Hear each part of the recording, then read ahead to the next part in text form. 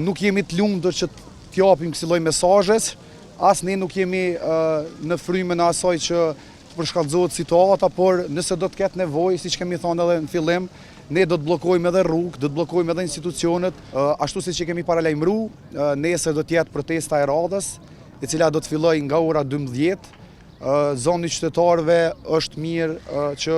mos më ndalë në asnjë moment, e kemi shumë të rëndësishme që ta vazhdojmë aktivitetin së bashku, sepse vetëm bashk do të tregojmë që me të vërtet qëllimi është i qartë, ashtu siç e kemi nisë, ashtu edhe duhet me përfundu. Nesër të njëjtën kohë ka qëlluar që do të jetë edhe seanca, domethënë konstituive, e cila po dështon tash disa herë. Natyrisht prej këtij sheshi do t'i bëjmë thirrje gjithë deputetëve të Republikës Kosovës që ta shtyjmë përpara këtë proces, në momentin e parë që të konstituohet kuvendi, thirret më njëherë në Komisionin për Energji, thirret më njëherë për raportim zyra rregullatorit për energji dhe sa më parë ky vendim të pezullohet. Pas kësaj, natyrisht se ne do të vazhdojmë aktivitete të tjera,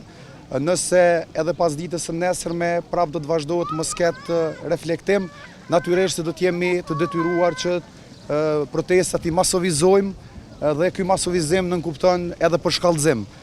Nuk jemi të lumtur që t'japim kësi lloj mesazhesh, as ne nuk jemi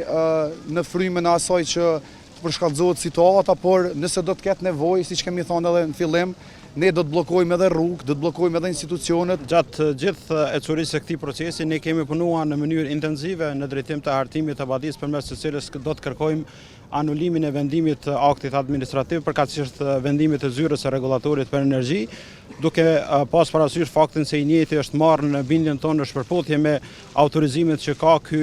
institucion me theks veçantë për sa i përket çështjes së procedurës së deri tashme. Megjithatë, ne po presim publikimin e vendimit, i cili do duhet me ndodh, akoma nuk është bërë. Unë sot jam drejtuar me kërkesë zyrtare përmes email-it zyrtar zyrës së rregullatorit që ta kemi sa më parë këtë vendim, në mënyrë që të njëjtin ta analizojmë dhe ta procedojmë përkatësisht ta finalizojmë padin, po ashtu vlen theksohet që krahas padis ne kemi punuar dhe po punojmë intensivisht edhe në hartimin e propozimit për masë të përkohshme si masë për shtyrjen e ekzekutimit të vendimit, për faktin se jemi të bindur që plotësohen kriteret ligjore të përcaktuara në nenin 100 të ligjit për konflikt administrativ, për faktin se një vendim i tillë paraqet